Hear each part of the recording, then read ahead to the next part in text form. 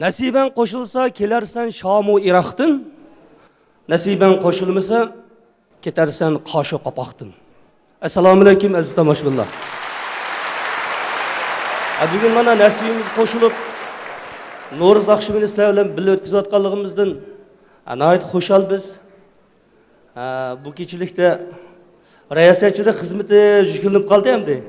Bu riyosatchilikni palonchi o'rindaydi deb qo'yib tushib ketsak, yana qamlashmaydi. Şunun navbatdagi nomerini e'lon qilishdan burun men bir ishkini kuldirib olay sizlarni. Doktor ishxonasida o'tirsa bir kasal kiribdi-da, kirib cho'ng mo'ysib adamga "Xo'sh keling, o'tiring, tag'a" deb o'tag'izib, "Nima bo'ldingiz?" desa, "Yutildigan bo'lib qoldim" debdi. Deb doktor qalamini elib, "Bola vaqtlaringizni yutlamdingiz" desa, "Yo'q" degidek. 40 yoshlarga kirgan vaqtlaringizni yutlamdingiz desa, "Yo'q" degidek. 60 ga kirgan vaqtlaringizni yutlamdingiz desa, "Yo'q" degidek. Qancha yosh kirdingiz desa, 75 yosh kirdim debdi. Unda o'z qachonliq yutilmoqdingiz degidek. Bu jamiyatda endi ajoyib xilma-xil oilalar bo'ldi ekan. Ba'zi bir oilalardan qaranglar, yog'ochchimi chiqadi ekan, sirchimi chiqadi ekan, naqshchimi chiqadi ekan, tomchimi chiqadi ekan, nurg'un kasbchilar chiqib qoldi ekan.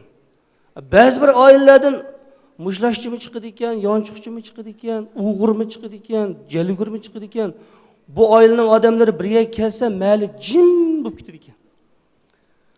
Ba'zi bir oilalar bor ekan, bütün məligi bir kiti yağıdığan şundaq bir sırlıq katta ailə oldu ki. Gulcu'nun Altışar məhəllisində şundaq bir ailə var. Bu ailədən Təmbir Şahi Nur Muhammed Tursun, Təmbirçi Alim Tursun, yana Təmbirçi Hüsəncan Tursun Qarvay, Naqşçi Həsəncan Tursun Ahvay, Şöhrət Tursun, şundaq katta Tursunlar çıqqanda. Mana bu ailədə naqşçını həmmimiz suyunub anlaydigan bizning talantliq, ataqliq naqshchimiz Sanavar Tursunmi chiqqan.